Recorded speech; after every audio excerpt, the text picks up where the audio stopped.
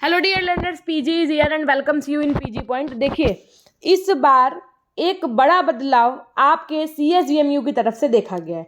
Ma'am, वो बदलाव क्या है? हमने कहा सबसे पहली बात तो हम आपको बताएंगे, आज की इस वीडियो के अंत तक आप बने रहिएगा। वो बदलाव ये है कि पहले आपकी जो कॉपी आती थी वो कैसी आती थी? वो आती थी आपकी हॉरिजेंटल मोड में, ऐसे होती थी कॉपी हॉरिजेंटल मोड में। लेकिन अब जो कॉपी आने लगी है वो इस बार देखा गया है कि वो आपकी वर्टिकल मोड में आने लगी है, यानी कि A4 साइज जो पेपर होता है ना आपका, जो आप फोटो कॉपी कराने जाते हैं, उस साइज में आने लगी है। तो ऐसी कॉपी में लिखने के लिए क्या गलतियां हमको नहीं करनी है, हम आपको ये बता देते हैं। एक एक पेपर आप लोगों का ऑलरेडी हो चुका है फर्स्ट और थर्ड सेमेस्टर का। तो बहुत से ऐसे बच्चे हैं जिनकी कुछ गलतियों की वजह से किसी के पास पेज नहीं बचे, तो किसी के पास लिखने का समय नहीं बचा। तो हम आइए आपको समझाते हैं कि क्या तरीका रहना चाहिए। अब आपको देखो, कॉपी फिल करते समय आपको ध्यान रखना है कि यहाँ पर आपको कुछ भी नहीं फिल करना है। ये जो कॉपी चेक करेगा ना, ये उसका काम होता है, यहाँ पे फिल करना, ठीक है। यहाँ पर आपको अपना पेपर कोड डाल देना है, यहाँ पर आपको डेट ऑफ एग्जाम शिफ्ट डाल देनी है, दूसरी पहली जो भी हो, रोल नंबर एकदम सही से डालिएगा। पेपर कोड, सब्जेक्ट, ईयर और सेमेस्टर, तो सेमेस्टर पे टिक करा करिए, और जो भी आपका सेमेस्टर है फर्स्ट है या थर्ड तो वो लिखा करिए। Name of candidate, roll number तो आप डाल ही देंगे। उसके बाद में सिग्नेचर आपको यहाँ पर अपने कर देने होते हैं, बस नाम लिखना होता है। उसके बाद में आपने यहाँ पर रेगुलर है तो रेगुलर टिक करना है। एग्जाम सेंटर कोड आपका जो हो वो यहाँ लिखेंगे, ये आपके एडमिट कार्ड से आप देख सकते हैं। कॉलेज कोड को फिल कर देंगे, फिर यहाँ पर सेमेस्टर पे क्लिक करिएगा, 1 है तो 1 लिखिएगा, 3 है तो 3 लिखिएगा। सेशन में मैम क्या डालेंगे? सेशन में 2022-23 डालिएगा। उसके बाद में सब्जेक्ट, कोर्स, साथ में आंसर बुकलेट नंबर ये आपका दिया होता है, इसको फिल करना होता है। जब आपके पास एक पेज देते होंगे ना क्लास में फिल करने के लिए, उसमें यहाँ पर आपका एग्जाम की डेट फिल होगी, नेम ऑफ कैंडिडेट होगा, जो आपका इनरोलमेंट नंबर होता है वो आपके एडमिट कार्ड पे गिवन होता है, आप उसको वहाँ से फिल कर सकते हैं। यहाँ पर आपको अपना अनुक्रमांक डालना होता है। अब जैसे मान लीजिए 1 है तो 1 का नीचे गोला करना पड़ेगा, यहाँ मान लो 2 है तो यहाँ पर 2 का गोला भरना पड़ेगा। अब पेपर कोड मैम कैसे फिल करें? पेपर कोड में तो लिखा होता है बीएड 301, तो यहाँ पर आप लिखिए बीएड 301 डैश करके, बस, और कुछ नहीं। ये फिल करना है मैम। हमने कहा कि अगर आपके इन्विजिलेटर कहें कि भरो तो भरो, नहीं तो इसको यहाँ पर, क्योंकि जब आपका यहाँ पर अल्फ़ाबेट दिया हो तो आप अल्फ़ाबेट फिल करके करोगे, लेकिन अभी अल्फ़ाबेट नहीं दिया होता है, या अगर दिया है तो आप उसको उस तरीके से फिल करिएगा। यहाँ पर सिग्नेचर कर दीजिएगा। आपका फाइनली ये वाला सिनेरियो तो हो गया कंप्लीट। मैं आपको बता दूं, जो निर्देश शायद आप लोगों ने ना पढ़े हों जल्दबाजी में, आपको बी कॉपी और कोई ग्राफ नहीं दिया जाएगा, सिर्फ यही एक कॉपी मिलेगी, इसी को भरना है, इसी में सारे क्वेश्चंस आपको करने हैं। ये कॉपी जो है वो अब 24 पन्ने की आ रही है, ये नया है इस बार। प्रवेश पत्र और उत्तर पुस्तिका पर आपको ध्यान से पढ़ना होगा जो भी निर्देश दिए हैं। जैसे ये आपका कवर पेज है, इसके पीछे ब्लैंक पेज होगा, उस पर आपको कुछ भी नहीं लिखना है। और उसके बाद में उत्तर पुस्तिका के पृष्ठों के दोनों तरफ लिखना है। प्रश्न पत्र पर अपने अनुक्रमांक के अतिरिक्त आपको कुछ नहीं लिखना है ना। एक पत्र कोड जो होता है आपको वो सावधानी के साथ भरना है। आप अपनी स्थिति स्पष्ट लिखें। उत्तर पुस्तिका के पृष्ठों की संख्या अगर उत्तर पुस्तिका में 1 से 24 पन्नों से कम है या फटे हैं तो परीक्षा शुरू होने के पूर्व दूसरी पुस्तिका ले लें। देखो, ये आपको एक काम करना होता है। बहुत बच्चे क्या करते हैं, अपनी आंसर कॉपी नहीं चेक करते और लिखना शुरू कर देते हैं। बाद में पता चलता है अरे इसमें तो 1 पन्ना कम है, या बाद में पता चलता है अरे इसका तो बीच का 1 पेज फटा निकल गया। तब कॉपी नहीं बदली जाएगी।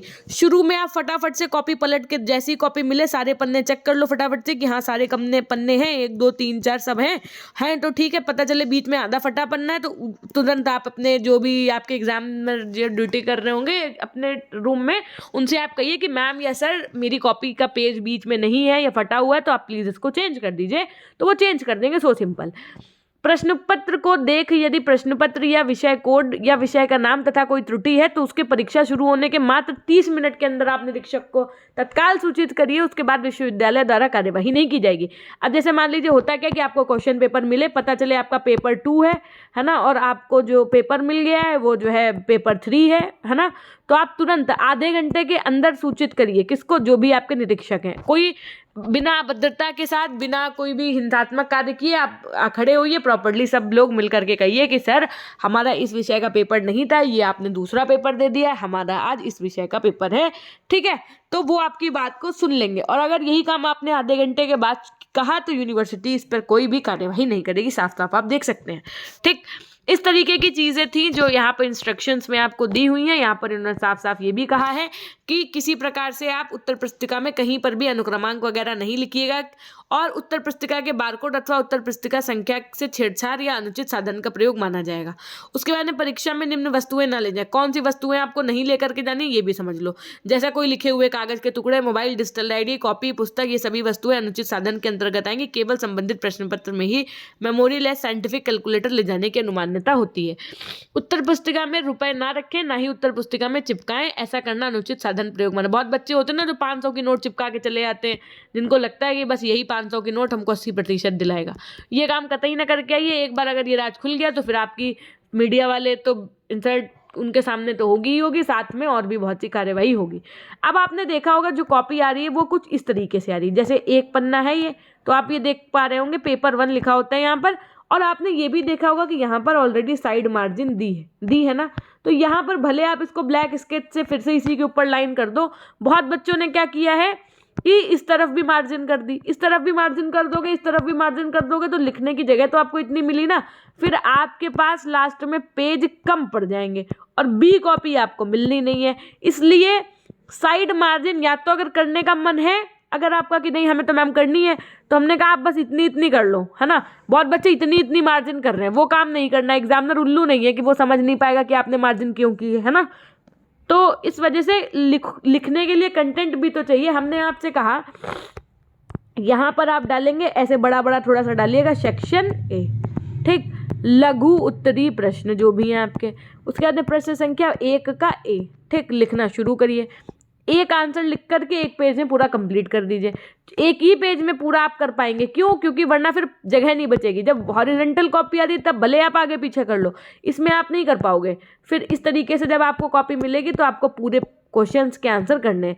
इस तरीके से 24 पन्ने में आपके 10 पन्ने तो शॉर्ट में भर जाने, बचे आपके पास 14 पन्ने, ठीक। 14 पन्ने में आप लगभग 6 से 7 पेज आराम से 5 से 6 पेज अपना दीजिए। किसको?